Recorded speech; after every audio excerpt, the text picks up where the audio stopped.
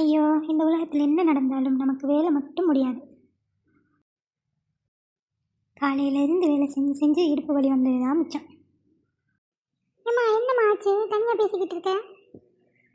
நான் வேலை செய்யும்போது கூப்பிட்டா மட்டும் கண்ணிலேயே பட மாட்டேங்க. ஆனால் வேலையெல்லாம் முடிஞ்சிட்டு இருக்கும்போது வந்து என்ன மரணம் மன்னிக்கப்படுங்க. இல்லைம்மா, நீ கூப்பிடும்போது நான் நிஜமாலுமே படிச்சுட்டு தாம்மா இருந்தேன். ஆமாம், நான் வேலை செய்யும்போது தான் உனக்கு படிப்புன்னு ஒன்று புத்தகம்னு ஒன்று இருக்கிறதே ஞாபகம் வரும். நம் ராஜதந்திரங்கள் அனைத்தும் வீணாகிவிட்டது. இன்னும் பயிற்சி வேண்டுமோ?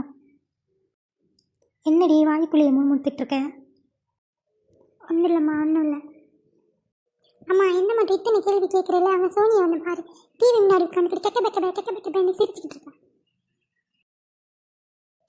காமெடினாலே நம்ம தலைவர் தான்ப்பா. எப்போ அவர் காமெடியை பார்த்தாலும் சிரிப்பு தான் வரும்.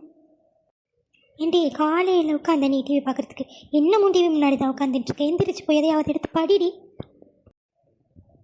அம்மா சும்மா இருங்கம்மா, டிவியில் நல்ல காமெடி நிகழ்ச்சி போயிட்டுருக்கு, நான் பார்த்துட்ருக்கேன்.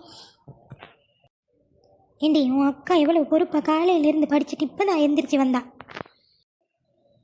ஏமோ அந்த ஊத்தனாரி ஒன்றும் படிக்கலம்மா, புத்தகத்தை தலையில பிடிச்சிக்கிட்டு ஃபோனைத்தாம்மா நோண்டிக்கிட்டு இருந்தா. அடியே சோனி, நீ பார்த்தியாடி நான் ஃபோன் வச்சுக்கிட்டு ஃபோன் நோண்டினதை? ஆமாடி, நான் பார்த்துக்கிட்டு தான் இருந்தேன். நீ இவ்வளோ நேரம் ஃபோன் நோண்டல, உண்மையை சொல்லுடி. ஏம்மா இவன் போய் சொல்கிறாம்மா, என் ஃபோன் சார்ஜில் கிடக்குமா? ஆமாம்மா, காலையில் அந்த ஃபோனில் சார்ஜ் 100 இருந்தது. இவ்வளோ நேரம் பார்த்து சார்ஜரை காட்டிட்டு இப்போ சார்ஜில் போட்டுட்டு போனவங்கிட்ட நல்ல மாதிரி வந்து பேசிகிட்டு இருந்திருக்காம்மா. எப்போடி ரிமோட்டை குறி டிவி ஓப்பன் போய் படி, எந்திரிச்சு ஓடுது. ரிமோட்டில் கை வச்ச முதல் டெட் பாடி நீ தான். ஏண்டி எருமை மாடி என்ன அடித்தேன்? நீ ரொம்ப வாய் பேசினல, அதான் அடித்தேன். எம்மா உன் செல்ல பொண்ணு என்ன அடிக்கிறா, பார்த்துக்கிட்டு இருக்கல நீ? பின்ன அவன் உனக்கு அக்கா இல்லை, அக்காங்கிற மாதிரி அதை நீ கொஞ்சமாச்சும் கொடுத்து பேசுறியா அவளுக்கு?